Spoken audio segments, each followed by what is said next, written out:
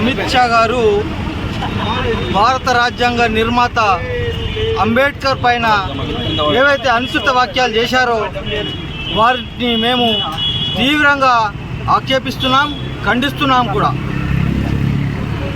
అందరూ అమిత్ షా జపం చేస్తున్నారు, అంబేద్కర్ జపం చేస్తున్నారు, అంబేద్కర్ అంబేద్కర్ అంటున్నారు. అంబేద్కర్ బదులు దేవుడు జపం చేయాలి అని అంటారు. అంబేద్కర్ని కూడా బీసీ, ఎస్సీ, మైనార్టీలు, ఎస్టీలు, అణగారిన వర్గాలందరూ కూడా దేవుడితో సమానంగా భావిస్తారు. కాబట్టి అంబేద్కర్ను ఆరాధిస్తాం, పూజిస్తాం. ఈరోజు అంబేద్కర్ ఏదైతే రాజ్యాంగాన్ని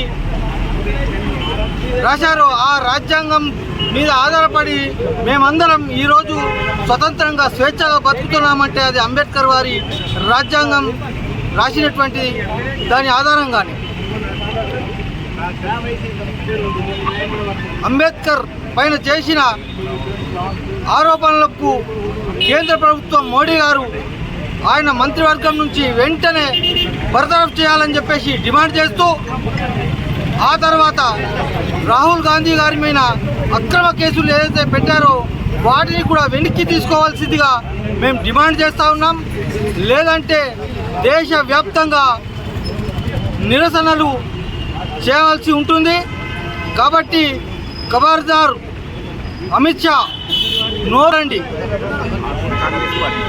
ఆరంలో ఈ నిరసనలు రేపు భారతదేశం మొత్తంగా వ్యాపించి నిరసనలు తెలుపుతారని చెప్పేసి ఈ సందర్భంగా తెలియజేస్తా ఉన్నాం.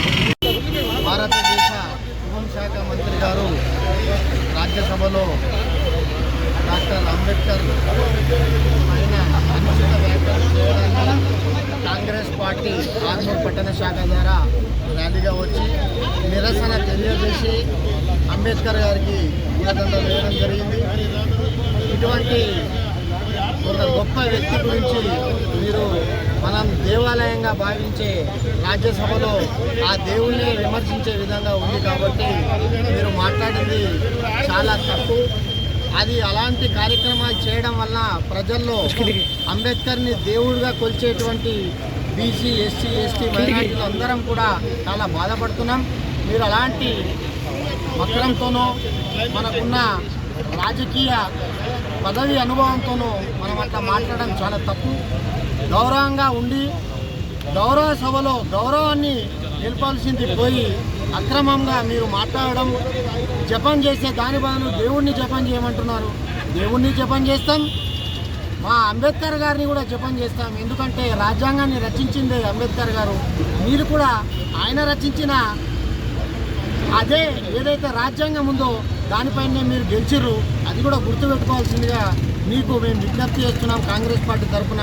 కాబట్టి రాబోయే రోజులలో మీకున్నటువంటి అహాన్ని తగ్గించుకొని గౌరవంగా ఉండండి.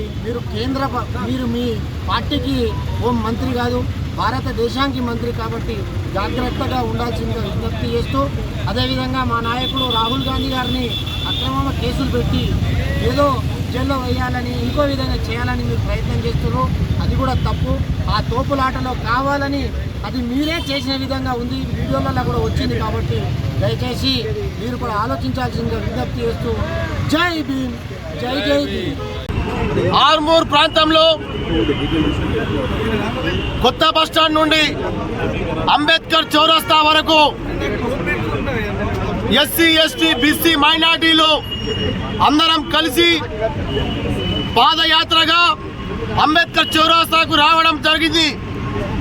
ఇక్కడ ఏదైతే మొన్న రాజ్యసభలో అమిత్ షా గారు డాక్టర్ బాబాసాహెబ్ అంబేద్కర్ గారిపై అనుచిత వ్యాఖ్యలు చేస్తూ అంబేద్కర్ అంబేద్కర్ అంబేద్కర్ అని జపం చేసే బదులు దేవనామస్మరణం చేయమన్నాడు. ఓ అమిత్ షా, రాముడు ఒక మనిషే, మంచి పనులు చేసిండు కాబట్టి రాముడు దేవుడైండు. అట్లాగే ఈ భారతదేశం కొరకు భారత రాజ్యాంగాన్ని రచించినటువంటి మా డాక్టర్ బాబాసాహెబ్ అంబేద్కర్ ఒకే మతానికి కాదు, భారతదేశంలో ఉన్న ప్రతి ఒక్కరికి దేవుడే. ఖచ్చితంగా ఆయన జపము నామస్మరణం చేస్తాం, చేసి చూపిస్తాం. ఖబర్దార్ బీజేపీ ఎంపీల కొడుకులారా,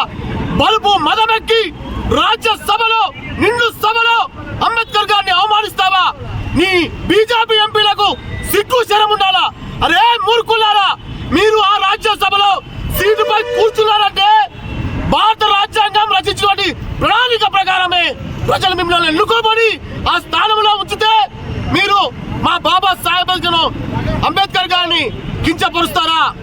మోడీ గారు, మీకు పౌరుషం ఉంటే, దేశం మీద ప్రేమ ఉంటే ఈ నేర చరిత్ర కలిగి ఉన్నటువంటి అమిత్ షాను మీ కేంద్ర హోంశాఖ మంత్రిగా తొలగించి రాజీనామా చేయించండి.